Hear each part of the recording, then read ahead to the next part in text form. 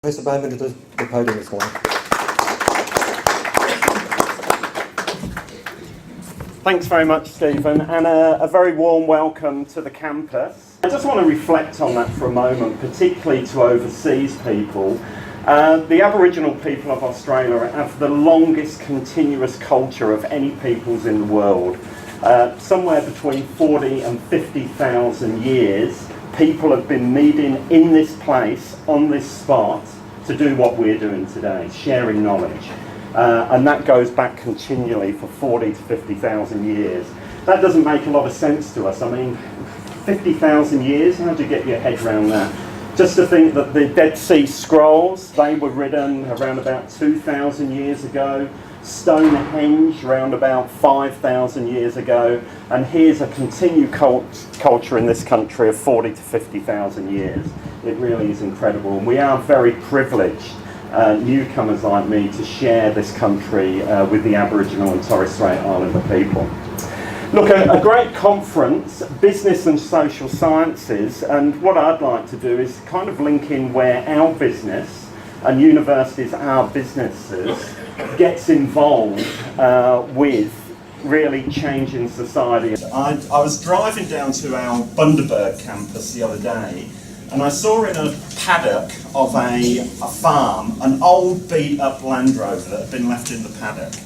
And I went and spoke to the Italian farmer there and asked him about this, and he said it had been parked in there for 12 years, just out in the rain and weather. And it looks like it's been parked outside for 12 years.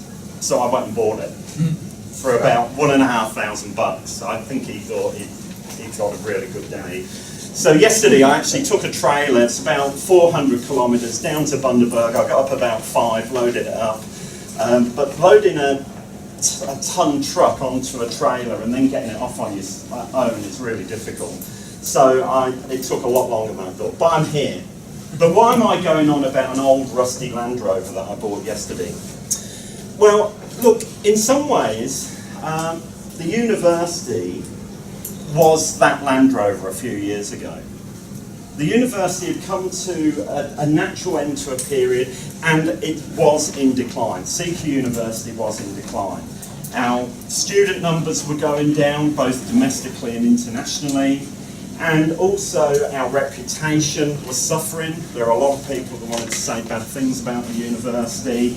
Our research outputs weren't that good, and we were in some trouble.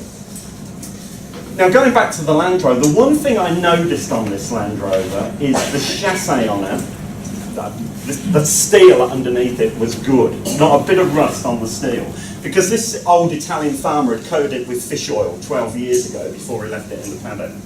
And that was the case with this university as well. Although it had some problems, the chassis, the foundations were good. And the foundations of the university were the staff and the students and the alumni.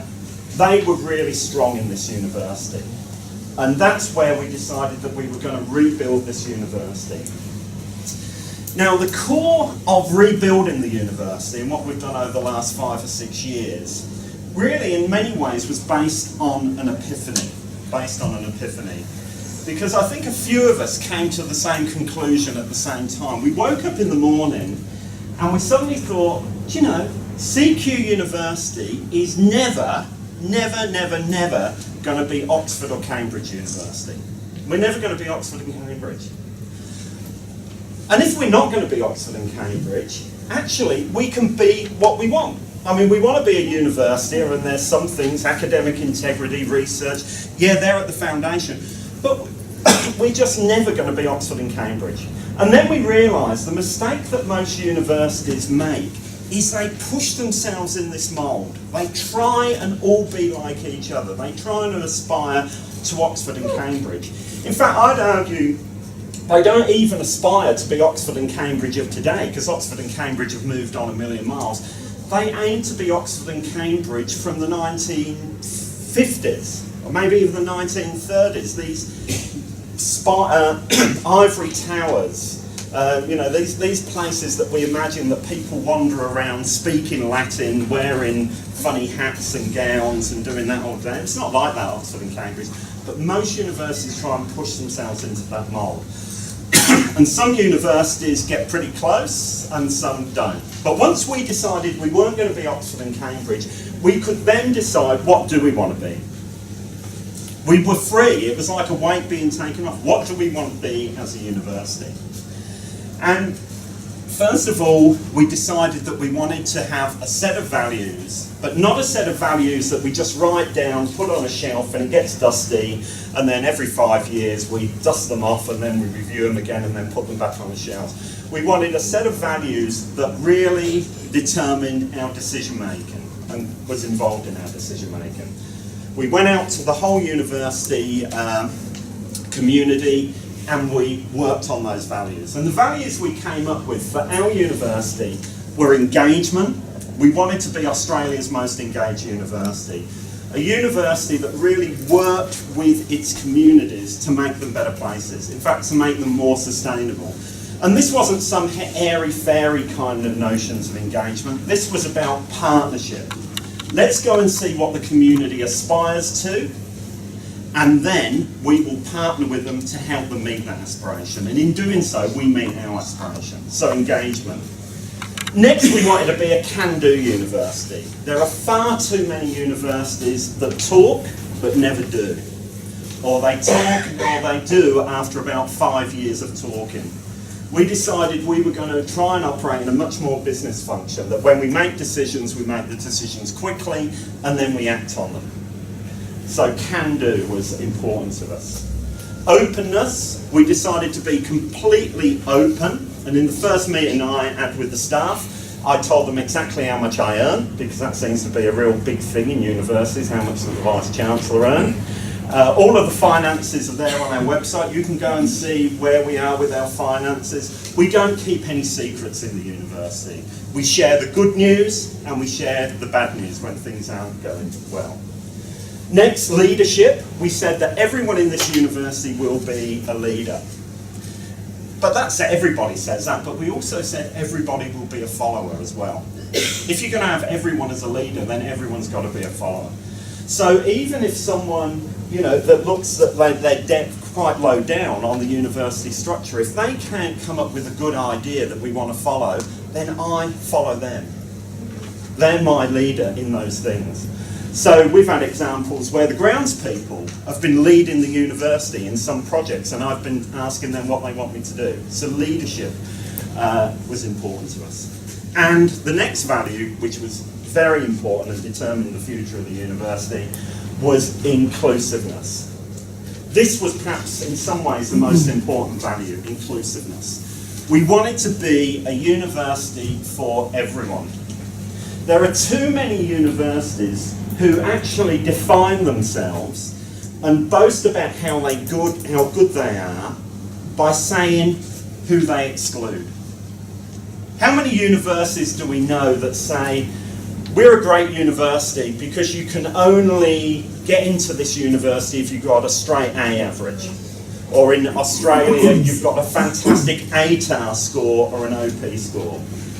So we must be good because we exclude all these people. We only take this tiny number of students who get perfect scores at school. Well, we know that those scores are pretty meaningless. How can you compare someone that goes to a private, really fantastic private secondary school and gets a good score with someone that comes from outback Australia in a little tiny town with maybe 3 or 4 high school teachers, really struggling for resources, and they don't get such a good score? Is that kid from the very good school more intelligent than this one? No. So we wanted to be a school that was inclusive. And we wanted to do that with our international and with our domestic students as well. So they were the values that really pushed the university. So we set those, and then we started forward on this path to rebuild the university. We also put in lots of new programs because the university had got to a stage where it hadn't introduced many new programs for a while. So we got into health and introduced a whole suite of new health programs. But that was an interesting problem for us because when you put in some of these health courses, let's say physiotherapy, the people that you attract into those courses tend to be the people with the big ATOS, with the really good entry scores, because everyone wants to be a physiotherapy. So that was a challenge for us. How do we get people into those courses from all different kinds of backgrounds? So we really worked hard on that to have different pathways into universities, because what we didn't want to do is have what I called an academic apartheid in the university. That all the kids from low socioeconomic backgrounds, i.e. poor kids, go into this set of programs, and all the rich kids that went to good schools go into this program. We wanted a mix across all of our programs. And we did that with our enabling programs. We used quotas into those courses. So now I'm really proud that if you have a look at some of our most in-demand courses, our top-level engineering course, or our physiotherapy course, or our ultrasound course, or our business course, you will find people in there from low socioeconomic backgrounds, first in family, regional and remote students from way out back Australia, and Indigenous students, Aboriginal and Torres Strait Islander students, now doing physiotherapy, business, engineering. So we look to do that. Now that's been a great success for us. We are the university with the highest proportion of low socioeconomic students in the country. That's something we boast about. We have over 50% of our students come from low socioeconomic backgrounds. We work with those schools. So we've identified the schools that have low socioeconomic, the poor schools. We send our people in to work with those schools to get the kids into university. We now have the highest percentage. We have getting on for triple the national average of Indigenous students, Aboriginal and Torres Strait Islander students. We have the second highest number of students who are first in their family to go to university. So that's been a great success for us. It's also been a good business model, because if you have a look, our student numbers have really started to increase. In fact, we've had roundabout, for the last 5 years, 10% growth year on year. So we've had great compound growth for our Australian students. So that's worked very well. But then we started to get approaches from small communities saying, look, could you build us a university campus in our town? And I use an example. Let's use Charters Towers up in Queensland. This is a small town. It's probably got about 15,000, 20,000 people, and they want a university. Well, it's not going to work. We couldn't build them a university campus. But what we have done is gone into partnership with them and provided them with a university centre. So now students in Charters Towers can go along to the university centre. There's a member of staff there. They can do all of their studies by distance. There's computers. They can do a tutorial with one of our lecturers. Most importantly, they can meet with their fellow students. So if there are 3 people doing our law degree there, they can go to that small centre and talk to each other. They can do all of the things that people do in a college refectory. That's been a big success for us. And we now have 23 delivery sites around Australia, and that's growing. Now, most universities are trying to pull out of these small centres and really definitely not putting new campuses and delivery sites. We're going completely the opposite way. We're actually building more and more of these.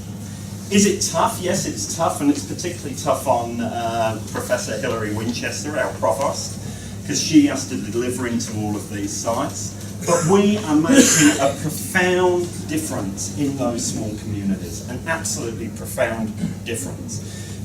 You see those communities lift because they put big signs up around, with our logo on. People that really didn't think there was any chance of having face-to-face university delivery actually go and get that there. So that's really having a big difference. Look, I mentioned one more initiative and then I'll probably shut up. I could speak for the rest of the day if you want me to. One of the things, we've got a pretty hard-nosed university council, and the university council is made up of business people. I actually went to them and said, we should be giving some of our income back. So I managed to persuade the university that we would give 1% of our turnover back to communities that support us. Now, 1% doesn't sound very much, but we're a big business. We're the biggest regional university in Australia. Around about 35,000 students, a turnover of about $1/3 billion. So you're all much cleverer than me. Work out 1% of $1/3 billion. Must be 0.3 of a billion. I don't know. No, it would have 0.03 of a billion. Anyway, it's a lot of money. And we started to look at how we could use that money to work with communities. And we did that in Australia. But probably one of the proudest things that we did, it's not about I, it's about we did, is we looked at how we got involved with communities overseas. This building here is a mixture of international students and Australian students, but you will find lots of Indian students, lots of Nepalese students, lots of Bangladesh students. Now, personally, that's fantastic. So we get students from the subcontinent coming over, getting a great education, and either staying here or going back, and that's fantastic. Absolutely brilliant. So we're having an impact with that. But you know, what I found uncomfortable about is taking student fees from some of the poorest countries in the world. We did that in Australia, but probably one of the proudest things that we did, it's not about I, it's about we did, is we looked at how we got involved with communities overseas. This building here is a mixture of international students and Australian students, but you will find lots of Indian students, lots of Nepalese students, lots of Bangladesh students. Now, personally, that's fantastic. So we get students from the subcontinent coming over, getting a great education, and either staying here or going back, and that's fantastic. Absolutely brilliant. So we're having an impact with that. But you know, what I found uncomfortable about is taking student fees from some of the poorest countries in the world to, in some ways, supplement the expenses of some of the richest kids in the world in Australia, and also to give back to communities in Australia. So we really sat down to think about how can we actually not just give back to Australian communities, but also to overseas communities. Now, I can tell you lots and lots of stories. I can tell you about how we're running clinics in Nepal. You know, I can tell you that. I'll just tell you one. We formed a partnership with Salam Balak, which is an organisation in Delhi. It rescues kids off the streets of Delhi. It gives them a home, it's an orphanage, it gives them an education. But then really those kids at the end of that just went out, and there are some really bright kids. We're now putting 30 of those kids a year through university in India. We looked at bringing them here, and we thought the money that we can afford, we can probably bring 2 or 3 over to this campus, give them a full scholarship, pay for their accommodation, etc., give them a living allowance. We could do 2 or 3. If we do that in India, if we send the money to India, we can actually put 30 a year through. Again, so that forms good relationships with universities in India because we're giving these full scholarships. And we're now starting to see kids that 15 years ago were abandoned on trains, wandering, bewildered around the railway station in Delhi. Now, because of Salam Balak and us, they are now starting to graduate as doctors, engineers, fashion designers, you name it, they're doing it. So we do that. And I just finished the story off by, I was at a graduation and it was full of Indian students in Sydney. And I thought, I'm going to talk about this, but I was worried. Because I thought, what will these Indian students think about this story? Will they think, oh, hang on a minute, I've paid all these fees to come to this university, and here's the university giving money away for people back in India to go to university. Are they going to resent that? Could it have been further from the truth? They heard the story, and it's the first time that at graduation, they all stood up and started applauding. People really want to make a difference in the world, and it's fantastic now that we've got our students our nursing students, our psychology students, our education are now going out to work with Sarambalag. So we've got a lot of projects like that, but that's just one. So look, as I said, I could just go on and on about this university. We are now in a very successful position.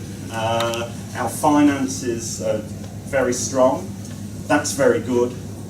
The wonderful thing about universities is we don't have shareholders. We don't have to return our profits or our surpluses to shareholders. We can actually return it to the communities that we serve. And that's what we're trying to do at the university. So thank you very much for inviting me to come and speak.